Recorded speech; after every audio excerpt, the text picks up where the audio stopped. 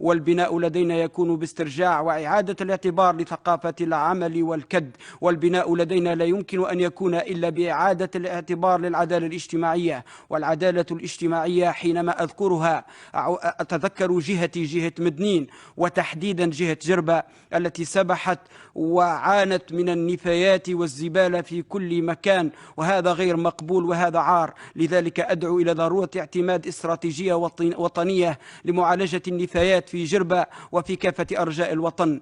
ينتظرنا الكثير في هذه الجهة، لابد من تحسين الخدمات الصحية، يجب الاهتمام بالنقل، ربط جزيرة جربة بجسر ببقية المناطق، الاهتمام بأسطول النقل البري وتزويد هذا الأسطول بحافلات لائقة وصالحة للاستعمال، تحسين البنية الجامعية، تطوير الأبحاث وتفعيلها الأبحاث العلمية لمحاصرة الأمراض التي تفتك بأشجار الزيتون في المنطقة.